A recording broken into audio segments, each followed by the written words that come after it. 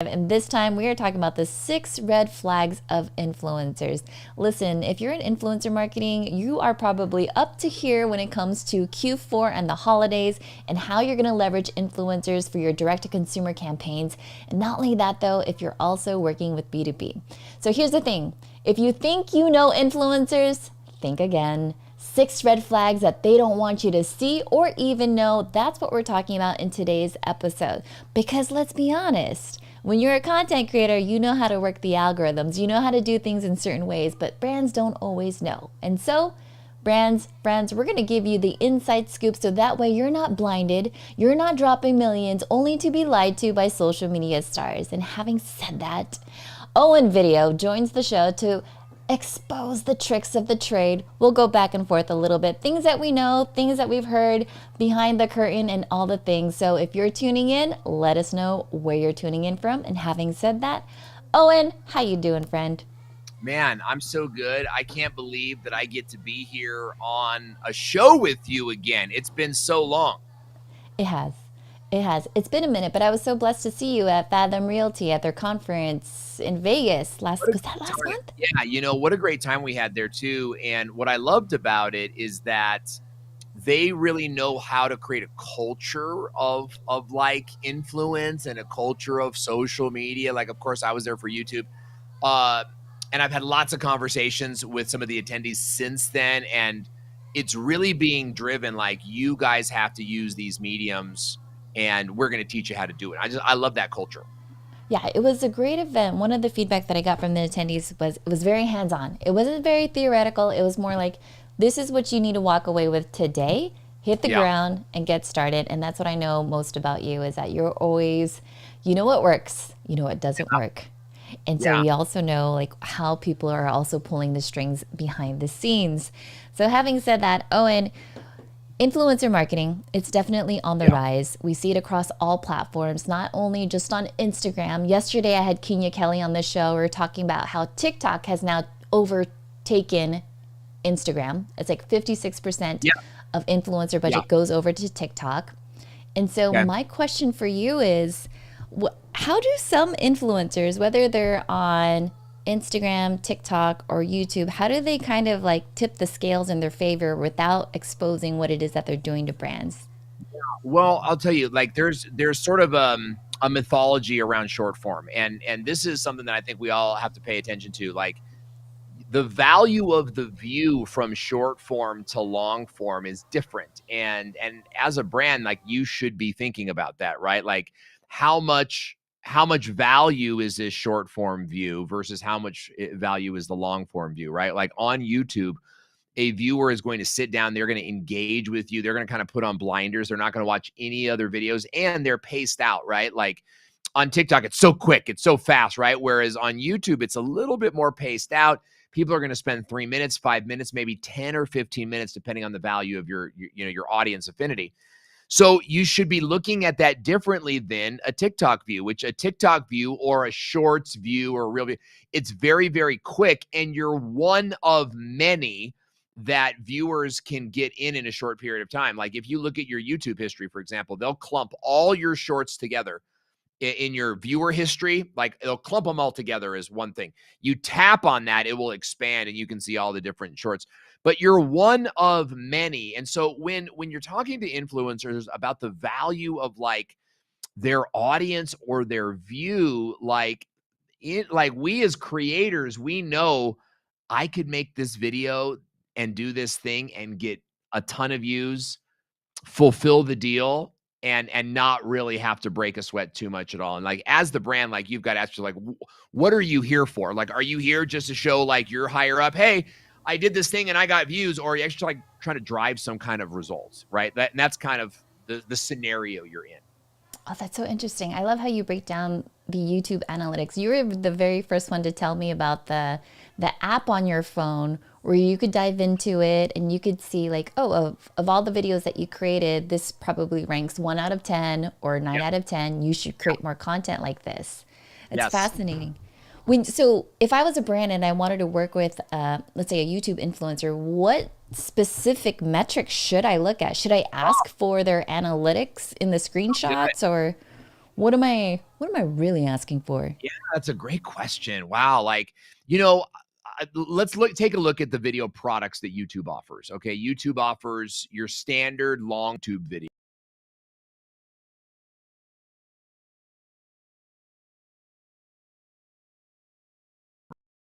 Long into this, but you've got like pre-recorded video. Typically, it's going to be between 5 and 15 minutes. Okay, standard YouTube video. That's one product. Then you've got shorts. That's going to be a vertical video under a minute. That's another product. And then you've got live streams, right? And live streams, there's like this whole place that you can build off of that. Now, some people actually have YouTube posts and like a news feed. Not everybody has this though. Not everybody use it, but these are kind of like your basic YouTube products. Okay, so as the brand, you and we have done so many brand integrations over the years.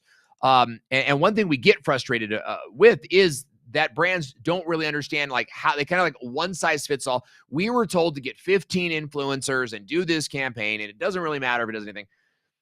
You got to ask yourself, like, what are we trying to do here? Are we Wow. trying to create affinity alongside this creator, or are we trying to get clicks onto onto a website, or even just some awareness? Like we need the video to get views during the time in the video where our brand name is mentioned, right? And I think that these are some of the clear goals. We talk a lot about archery. Like every video is like an arrow, and it should go towards a spot in the target where you land and you're like, we either did or did not meet our objectives there. So I would be looking at those measurements and what it is that you're trying to do. And then you're going to create a deal that gets you what you need, right? For example, if you're going for brand awareness, and you like brand awareness is your thing, you want your name to be said by the influencer, in the video so that people hear it. You're going to want to break that into the beginning of your video, right? You're going to want to get that in where the Sorry. wow, I thought that I made like a solid point. No, it was good, but I was That was like, wow, what a great point.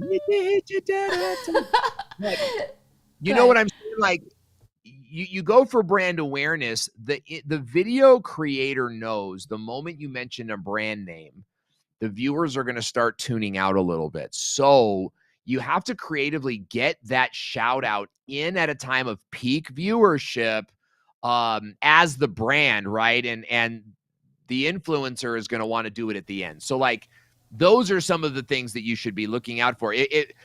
And judging your campaigns. And we could always look at a YouTuber's analytics, but that's what we get to do. Like in the analytics, we can see, okay, we said the brand name early, so we accomplished our objective at the brand side.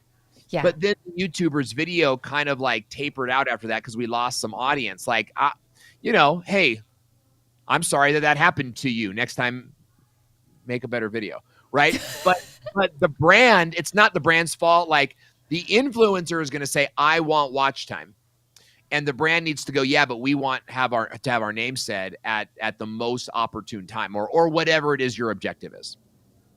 Got it. It's so interesting because having worked on the inside and how agencies usually look for influencers, yes, they look for channel subscribers, they Yeah. look for like watch time, but I've never heard anyone really dive into, well, when did they mention it?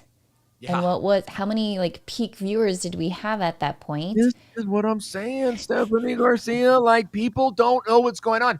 And then we get into these brand conversations where well, we did this before and we did that before. And it's like, and it's just kind of scattered. It's like Yeah. nobody was really measuring. It's almost like a lot of times the goal was just to do it, but not to actually drive something from it. And that's, I'll tell you, that can be my Achilles heel sometime, is that I always want to put numbers on the board. I want to put baskets in the hoop, you know what I mean? And score. And so that's what I look for when we do that type of stuff. We make sure that like we're recording wins. We know what our win is. Yeah. Oh, I love that. Shout out to the crew, by the way. We've got Richard here who's tuning in from San Diego. It's not often I always get San Diego viewers because, it's Friday here in San Diego, which basically means everyone took Thursday off. That's so true.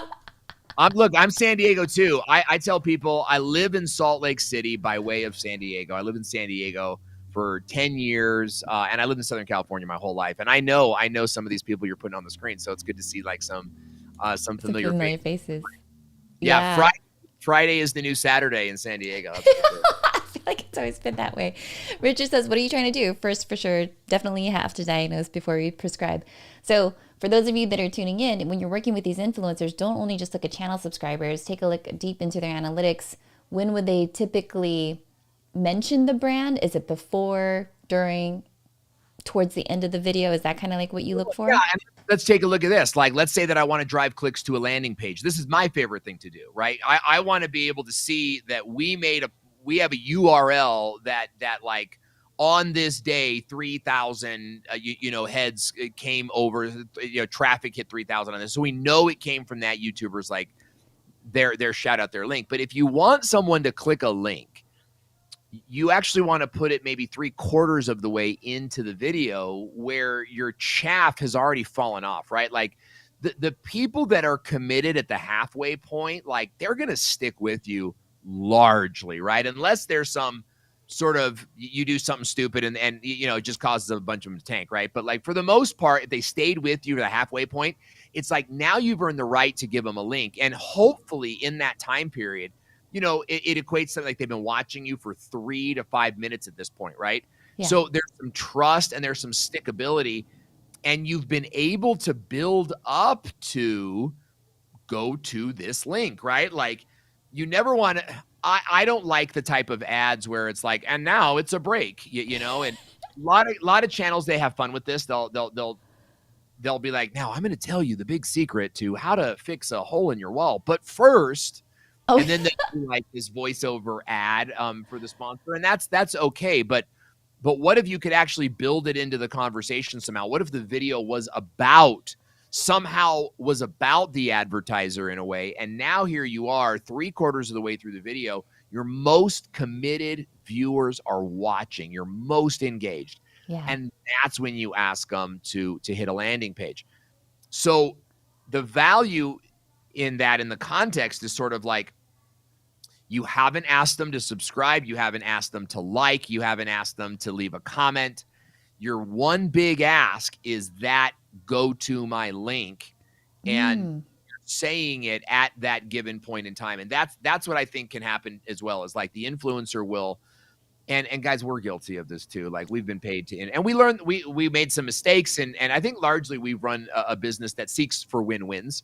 But my channel isn't 1 million subscribers. I'm not one of these massive influencers. But what will happen is they'll drown out your CTA with all of their CTAs to make it feel more authentic for them. And Yeah. what it does, it dilutes your message to the audience. So the audience is kind of like, well, do I like? Do I comment? Do I click? I don't know. I'll do nothing. Okay, got it. Okay, it was interesting because as you were saying that, I'm like staring at you. I'm like, I'm learning so much. My brain always, whenever it comes to YouTube, you guys, I don't know much about YouTube. If anyone ever asks, like in a Facebook group, who should I talk to about launching a YouTube channel? I'm like, this guy, he knows Yeah. it. He's in it all day, every day, coaching clients on what they should and shouldn't be doing and giving them pointers. And so when you were talking about CTAs, it reminded me of when I spoke to Tyler like 2 weeks ago, Tyler Anderson. Yeah. And yeah, and Totally. he was saying that when you work with influencers, you also need to be mindful of who else they are promoting because he works with hotels. One time there was a campaign, they were working with an influencer, stayed at the client's hotel. And because they wanted to stay longer in the city, the beach resort, they went to the other resort across the street and started Yeah. making content. Yeah. Is that something that you see when brands work with YouTube influencers? They put All the that in the time. contract too. Like, what should they be talking about? Yeah, Like, all the time. And look, I feel like this is something that influencers need to be aware of is exclusivity, right?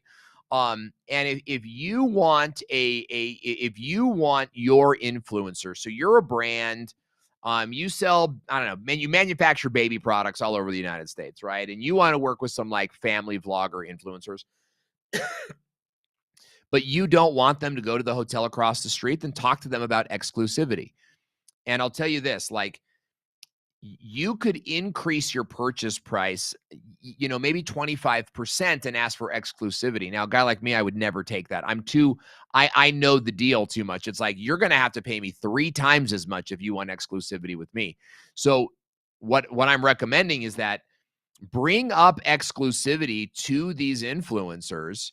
Um, they may not be familiar with it, and it's not that you should take advantage of it, but you may be able to get them at a lower price than you'll ever get them again, right? By add 25% on more to the contract price, and be like, but you can't work with another hotel within a year, right? Like, you or whatever the agreement is. Now, the flip side of that is that, influencers may come to you and say, hey, look, no way, exclusivity is way more expensive than that. And if they say that, like, either be prepared to pay it, or be prepared for them to work with someone across the way. I mean, can you imagine if like, I don't know, if it was applied to you and it wasn't your hotel, like, you walk into the grocery store and Ralph's is like, hey, you can't shop at Albertsons, you shop at Ralph's. It's like, I can go anywhere I want to. You know what I'm saying? And the influencer can go anywhere they want to. So they don't all know that. A lot of them are so happy for the deal that they'll take the deal, and that, you might get an influencer on sale once or twice. But if you can go in there with a good, honest deal, right? Like, do this for me, don't do it for anybody else. We're going to pay you a little bit extra. We're going to give you some extra time in the room or whatever. Then I think that it's very common, and we did this all the time with lead generation back in the day, right? I used to work in lead generation companies, and it's like home improvement. So it's like, we would sell them leads, and they'd go like, well, are you going to sell this to 3 other companies? And I'm like, great question. Are you going to buy the exclusive lead, right? The exclusive lead was 3 times as much, but they're the only company that gets it. So, think about that as you're navigating that space.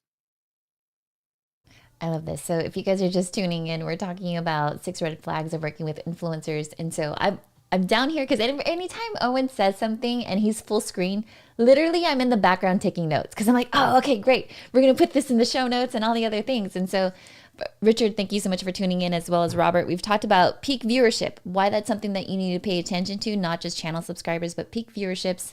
And then also, how many CTAs, call to actions, is an influencer putting in their video, because it may just drown out the big ask that you're trying to have in order to get that engagement. We also talked about exclusivity, which is, I've heard it. I hear it in all industries, whether it's Tyler Anderson talking about it, or Kenya talking about TikTok influencers, and then you talking about this as well. Okay, so here's something else. There's always this joke. It's like, you're a content creator when you have this many B-roll footage on your phone. Yeah. And so we know that because we're creating reels and TikToks and all those other things. Tying it back to exclusivity. If I was a brand, should I be worried if they're repurposing B-roll from my sponsored content into another piece of sponsored content? Like, should I be should I be policing it too much, or no? That's a really interesting question. And I would say that, yes, you need to own your assets, and it's in the contract that the work that you do with this creator is exclusive to you. That's that, and I'm talking at like a Fortune 1000 sort of level, like that may not be true. Like, for example, for a videographer, right? Like, it might be harder to get that from a videographer because his whole life is showing people who he does videography for. But the influencer doesn't need to use your stuff, right? Like, you did that for your campaign, and we use the language of campaigns, right? Like, our engagement period with a brand or with an influencer is our campaign. And so if we, anything for this campaign stays in this campaign, unless future, ask me in the future, like, whatever. But what a pain in the butt, right? It's like, have to go a chain of commands and just put it out there. We use our stuff for our stuff. And, I think that you've got to, like, here's where I'm going to be like a creator. As a creator, as an influencer, I want to be able to show people that I worked with your brand, right? I want to be able to showcase that on my website. I want to be able to say, I want to be able to put your brand name. And I believe that I can do that without your permission, right? Because that's my rap sheet. Now, I've seen it happen where companies will go after someone for whatever reason. And you know what happens sometimes? It's like, it was an old marketing director who, like, you worked with marketing director Sally, and then 3 years later, marketing director John comes on board, does some kind of audit, finds their logo on your website, and it's like, you got to take it down. And you're like, we did a whole campaign together with Sally or whatever. Like, there's some area, I think, for flexibility. At the end of the day, like, at a brand, somebody in an office 3,000 miles away is going to make that rule, and I feel like that can hurt creators a lot, and it can hurt brand deals a lot. I think a lot of times the person that I work with on a brand deal, like the arms and legs of the company, they don't necessarily control all the budget or all the decisions, but they're in charge of this project. You know what I mean? So they can navigate this project. But if I'm like, can I use this? Like, oh, I got to ask somebody. Or can we get approval for that? And it's like, well, we got to like get these signatures or whatever. So, I feel like you as the brand will easily protect yourself, but you won't get the buy-in of the creator. You have to be willing to, like, they have to like you. Your goal should not be this one-off engagement with them, like, and screw them, we're the brand, ha ha ha. Like, you should be in this place where you're like, what if we could get this influencer to really love us and really want to be like one of our ambassadors online, right? And to where they actually like doing the content for you. That, I feel, is what brands miss. Not every brand, but what we should be searching for. We should be searching to work with influencers who like us. They're not just being paid off by us, but they actually like the brand, our values, what we stand for. And so we can work with them in all manner of copyright issues and privacy issues. I love that you mentioned that. It's funny because there was a brand that I had worked with in the past, and then it was like their legal team came after me, and I was like, what? Oh, exactly. And I was like, friend, you're going to have to figure this out. Otherwise, you're burning a bridge, because this content that I created for you, this live stream, that blog post, it's all interweaved in that one single campaign. And so sometimes your legal team doesn't know. I feel like this is where brands are extremely wasteful. And it's like, that I had the money Yeah. to waste all of those assets that were just built and all of the people's times. Like, this is the amazing, like, leverage of salary and health insurance, right? Like, which, as an entrepreneur, I don't really speak that language, right? Like, it's like, what did it cost and how, how much to deliver? So I see these brands like working on this whole thing for weeks and months, and then somebody new comes in and they just wipe it all out to start all over again, or they're going. It's like, oh my gosh, like, you guys just had so much great content, So much equity. yeah, Yeah. and nothing came from it. So it's hard to see that as a lean, mean kind of entrepreneurial machine, but it is who brands are. And so what we try to do is we try to impact company culture. Like, we when we work as influencers or as a consultant for a brand, helping them find influencers, we want to be in a place where they're learning how to treat influencers. It's like, they're not assets, right? They're people, they're partners. And yes, your brand is more powerful and you could crush them like a bird. But is that who you want to be? Is that the brand? Like, all they have to go do is tell people about that. And so we don't want that. We actually want to seek long-term relationships with these creators. And we want to be in a place of influence for them where, like, we're their favorite and then we get more from them. So that's how we want brands to think about these deals. That's fun. I love this. And P.S. by the way, shout out to Paul Duke, who says it's great to see you two together live. It's been a minute. It's like Duke, the English language teacher. Great to see you, my man. I know. And then we've got the grammar detective, which yeah. There you go. There you go. Richard has a question. He says, have either of you used seeding influencers the brand's products, like giving them I'm assuming this means like giving the influencer your product to use? Stuff, maybe, like, hey, let me give them free stuff. As an influencer, I love it. Send me your free stuff. Absolutely. I make you no guarantees about what I make a video about, for sure, right? No guarantees. But it does create a lot of obligations, right? Because it's like, we sent, like, I had a brand send me this mask. It was a COVID mask that had a straw hole, so you could, like, lift it up and, like, or you could get a straw underneath it. And I'm like, you can send me the mask, right? And if I come up with any kind of fun ideas, but like this is a $4 mask, and you're gonna like be like, oh, I have to make you a video. No, absolutely not, right? So I don't really love the idea of seeding products as a business owner. I wouldn't do it because it's like, what's the point? But I do love the idea. For example, I go to a conference every year called Clamor. Clamor is an invite-only influencer event, and it's largely a place for like larger influencers to come on vacation with their family.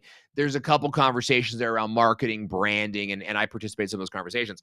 Now, why that conference is so great is because there are all these toy companies that come in, and the kids are there, right? Like with these families, it's a very family friendly environment. And the kids are there and they're trying out all these new toys. And so there is free toy giveaways happening there. But there's also this, like, the kids play with it. They're getting a sense of it. What do you like about it? Oh, this and this and that. And they're like, well, good, keep it. Go enjoy it, And there's kind of this sense of you getting them their hands on your product, right? So could you do a fly-in event, your brand? Fly in 10 influencers. By the way, I think it's a very strong idea. Put 10 influencers in a room together, and let them like there's collaboration, but there's also sort of like competitive. So bring 10 influencers in, and have them like expose them to your products. At a nice hotel, nice dinner, a day at the pool, whatever. And it's like, you got to timeshare them though. Like that's the exchange, is that you got to give them a timeshare on your new products, your new product line. I think they'll enjoy it. I think you'll get some free content out of it, and you'll find out who your winners are, right? So like, why send a bunch of products out? Like have a focused kind of group in and find out who those people are you want to lead with. It's so funny because as you were describing getting 10 influencers together as a group, so Zaylee and I were just talking about the first time I met her was at a Thinkific event. Rob Alasabas put us all Yeah. together, and all these course creators just sat down. We're like, well, what kind of course do you create? And how do you get people to promote it? Or how do you get people enrolled? And how do you get them to complete a course? And there were so many different conversations and questions just coming out of it that literally someone on the Thinkific team was just like, oh, that's a good question. Oh, we should do this. We should create content around that. And it was just so brilliant in seeing that all together. P.S. By the way, Monte says, love the thumbnail for today's show. That's a first for me. I know for you, Owen, you always get that all the time, but hey, it's I wish I now I got. know. I have good thumbnails for business people, right? But like, so I'm like the king of the business YouTubers. I get it. But like, even I think my thumbnails, it's like, oh, I look at like Eric. Eric's a kid. Like he's not a kid. He's like 20, 30 something. But my kids love him. You know what I mean? And he's a solid guy. He's got integrity, values. Like really like this guy. I look at his thumbnails and I'm like, that's amazing. It's so brilliant. You know what I mean? And there's this level of thumbnails. So you're just upping your game, Garcia. That's it. That's all you're doing.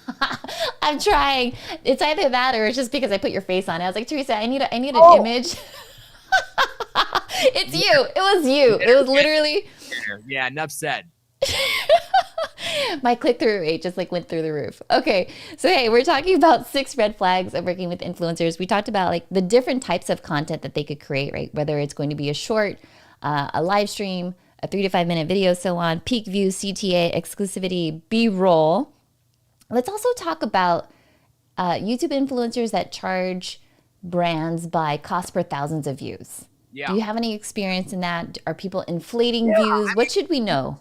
CPM is extremely reliable, and it's a good indication of who your audience is, right? Like, I've got a friend, Steve Dotto, who's sort of like industry known for having this amazing CPM, which allows him to charge brands, a certain amount. So like this is the traditional language of television and radio, right? Like the cost to reach, what is it, 1 million people, 100,000 people, but it's measured in these CPM units. Now, when everyone zigs, I like to zag. And so, you got to think about who you're talking to. Like as a brand, I'm talking to an influencer who's going to leverage the CPMs to charge me more and do less. where I, as the brand, can kind of come in and offer a deal that doesn't involve the CPMs as much. For example, um, I could go into your email list, right? Like I want to do I as the brand want to work with you as the creator, with a YouTube program that includes like an ad on your website, and you're going to send 3 emails for me, right? So now your CPMs, they're diluted against the other asks in that contract. Similarly, a multi-platform deal, right? Like not every Hmm. platform tells you what your CPMs are, right? So you've got to look at how the influencer is going to measure their value and how you want to leverage their value, and then make a payment based on that, or make an offer based on that. There may be value for an upfront, uh cash, stay in a hotel, like some tangible equity here. But then there may be room on the back end for some type of residual, or a time expired, residual, something like that on the back end, that gives the creator more reason to work with you long term. So CPMs, tried, true, reliable. It's kind of a stale deal though. Like I always look like, can we make this more exciting than just like a straight up like I'm trying to get in front of this many people, right? Because that's a Coca-Cola deal. That's a Walmart deal. Yeah. I have a good friend just launched a drill.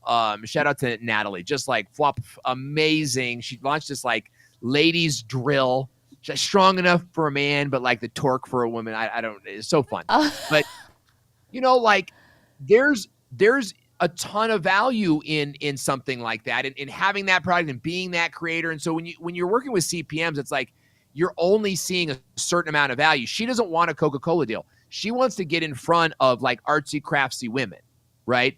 So your CPM, how much does that matter? I mean, you have to kind of take it all yeah. into consideration. It was interesting because I remember when Facebook Live was still a thing. I wish it was still a thing. However, I'm so however, glad not though. Like we were so busy. Like yes, loved it. You and I both like rode that wave and made pretty strong reputations there. But like it was just happening so fast, and it yeah, was like everybody wanted shows. I was doing 2 shows at the same time for the better part of a couple of years. yeah. Uh, and it was like I think we were all thinking like the air's gonna run out of this at some point.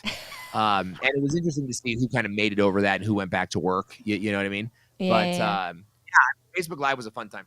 yeah. Well, it was interesting because one of the Facebook Live features is that they had cross posting, which meant if you went live, this was before multi streaming, but if you went live on one Facebook page, you could go live in other destinations. And then in your analytics, it would roll up to say this is how many views you had. But as a brand, you wouldn't have known unless you clicked into it to say, like, oh, and this went into so and so's group and so and so. Because remember, there used to be like those randomly go live in this Facebook group and you might get some views. Yeah.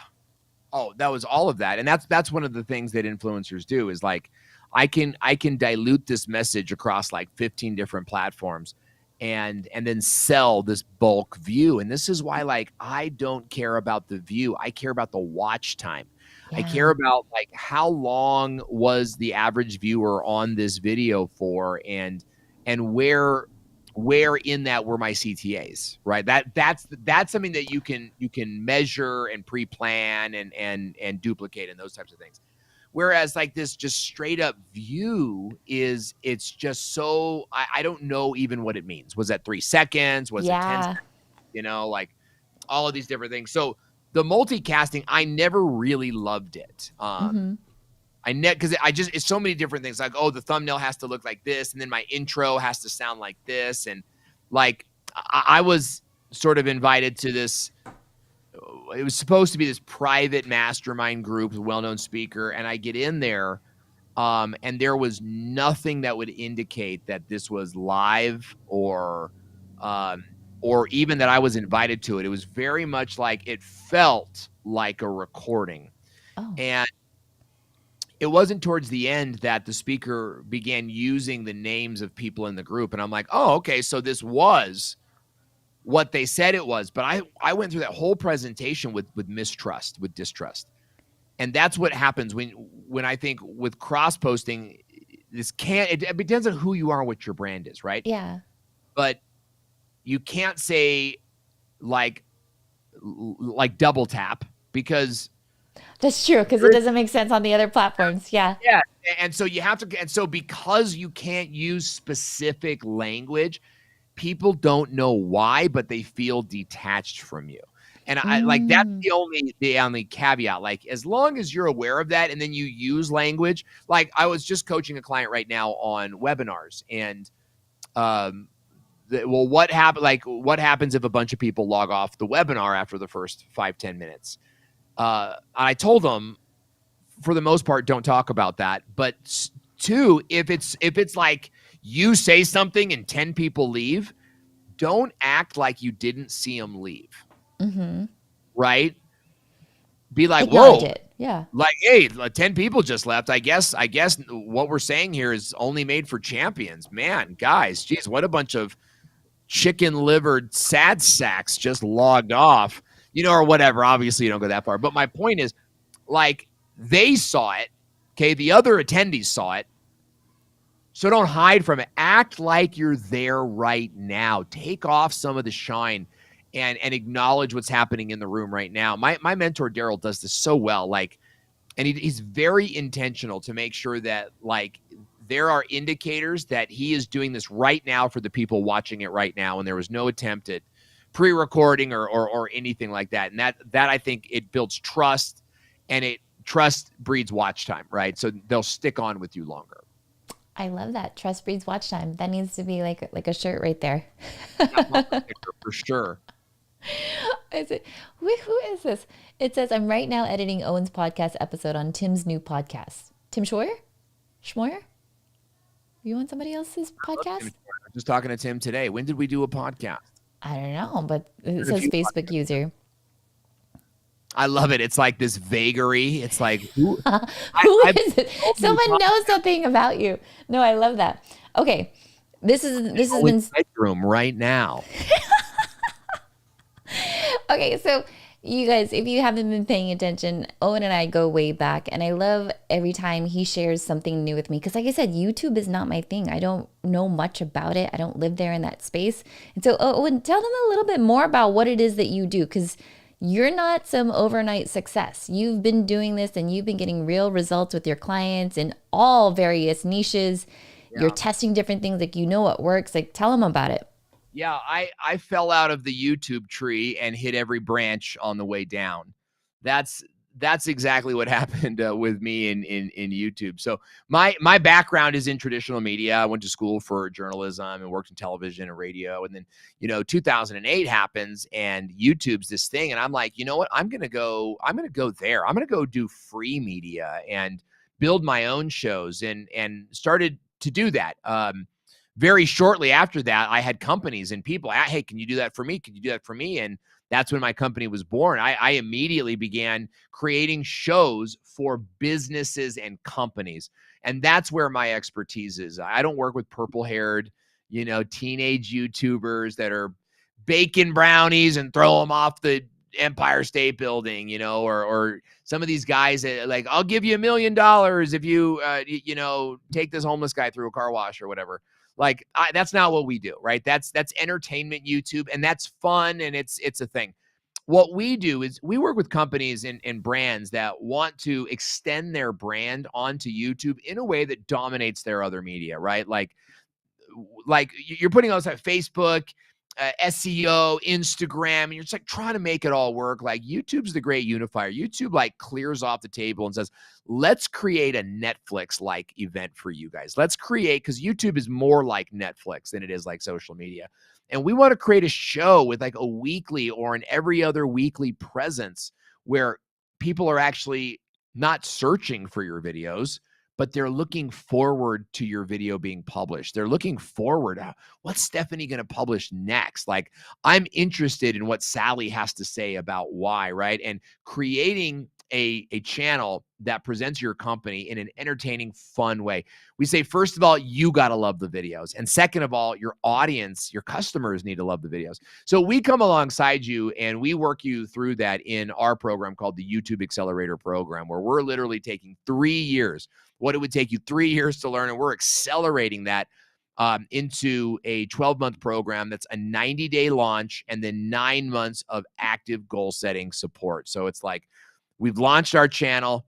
Let's get 1,000 subscribers. You've launched your business channel. Let's get 15 new customers. This is something that we do with real estate agents all the time. We have these competitions. It's like, who can generate the first buyer seller lead this month, or whatever the case might be. YouTube is alive and it's active for business owners. Are you going to get like 10 million views and 100 million subscribers? Probably not, right? Like, the chances of you going viral, like our goal for you is that you'd go viral maybe like 4 to 5 times a year, right? That would be kind of our goal. But largely what we're trying to do is create a weekly show with a dedicated audience that's always growing, but it's fueling your funnel. It's filling your pipeline with leads that are like, hey, I watched you on YouTube and I'd like more information. That's what we search for, is not just videos that get views, but videos that turn into revenue as well. I love this. I love this so much. And like, honestly, Owen knows this. My biggest regret is that I went all in on Facebook and I didn't go on YouTube.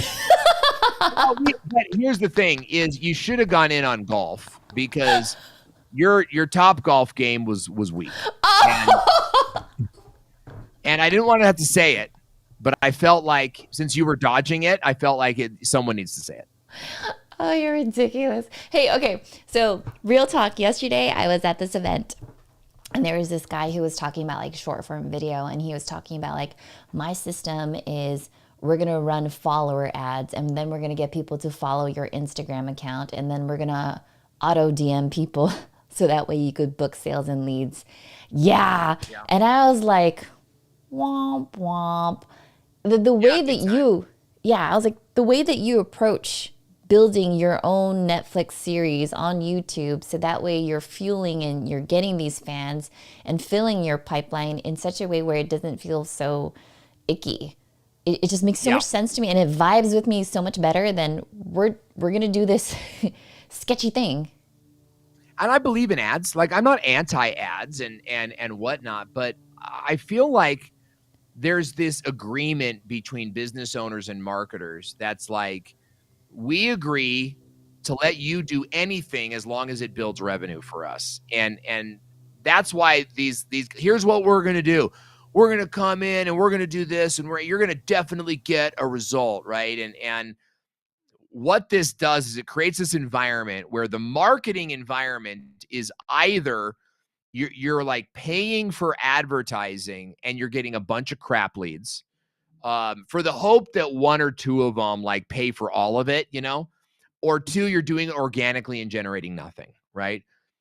The reality is there's this authentic middle ground that has more to do with you being disciplined as an entrepreneur, right? The discipline is that you have to press record once a week. You have to get in front of your camera and press record once a week to prove to your audience that your message is valuable enough for you to show up, right? If you're, man, Owen's on, he's live every Wednesday at 9 a.m. for like 4 years. That's someone you can trust, right? When you say, I'm gonna start a YouTube video, and you upload whenever you can, well, then customers call you whenever they remember, right? And that's the reality of it. And so you're like, oh, I tried organic, it doesn't work. I hear this a lot. Well, we tried that and it didn't work. And it's like, well, yeah, I tried whaling once and it didn't work. Like, dude, it takes time. And who showed you what to do? This is the reality, is like, you did it wrong for 3 years. Oh, and I did YouTube for 3 years. Like, we did it wrong, and you didn't ask anyone for help. So that's why we call it the accelerator, right? Because it's like, we had a client recently, brand client, super sterile, and struggling to get a video published because every manager had nitpicked something at it. You know what I mean? And they have to prove their worth too. The manager's like, well, if you're going to show it to me, then I better find something wrong with it. It's like the whole attitude is just like, so CEO comes in and he's like, I don't care, publish something. So we published something. The very first, it wasn't the first ever, but the first video in months since the renovation, 4,000 views. And that is what we accelerate, right? When you know what to do, YouTube will step up for you. But you have to show up. Like, part of that agreement is consistency. YouTube doesn't care if you upload every day, once a week, every other week, or once on the 4th and 5th Tuesday of the month. As long as they can see cadence and rhythm like a TV show, YouTube will reward your content. And so you have to do that. That's what business owners miss on. It's not about fancy videos, or I edited them, or I had a big camera. Like, we've had success on all of the above. It's about, like, will you show up on a regular schedule? And if you do, you'll get the reward from that. I love this. See, every time I hear you talk about video and growing your audience and creating this runway to revenue, there's this higher purpose that you always explain. Like, for what purpose are you doing this? What are you trying to achieve? What problem are you trying to solve? Whereas when I hear other people talk about video, it's like a shtick, and I'm just like, oh, that's a trick, nice trick. So But who's gonna? we're doing this short. My wife and I, she came up with this, and we're gonna do this shtick where I'm in a doctor's outfit, and I come in and I'm like, so how do I grow a YouTube channel? And then there's gonna be like a marketing executive with purple hair, and it's gonna be like, YouTuber, and the YouTuber's like, we're gonna fill up a pool with beads, and that's kind of the joke, is like that's it's all so shticky. And one of the greatest testimonials I ever got, Luke Russell, and he's still with us, is he said that, like, your program is just like real. It's how to really do it without any like fancy shortcuts. Like, the shortcut is doing it the right way. That's the shortcut, and I felt like that was very true to who we are. I love that. And shout out to the Grammar Detective. He says, that's the strategy I follow. I use my live stream to build authority and attract paid coaching clients. I learned this from you guys. So, woot woot. Here's the other one. Punch fear in the face and press record. My struggle is real. Oh, whoever. Sounds like Brian Fanzo. Probably what Brian Fanzo would say is like, punch fear in the face, hit the damn button. Oh, I need to find Fanzo. I haven't seen him for a while. It's so interesting when we all used to see each other, which, P.S., by the way, I'm going to see you next week at Vid Summit. Do you want to plug that? Let us know what's going to happen at Vid Summit and all the things. How can they get connected with you? I'm like, don't go to Vid Summit. Like, just leave the space open for me to hang out with the top YouTubers in the world. You don't need to be there. You notice I posted about it today, but I didn't post the link because I'm like, don't go. I saw the best bumper sticker in California. I grew up in California, and it said, surfing sucks, don't try it.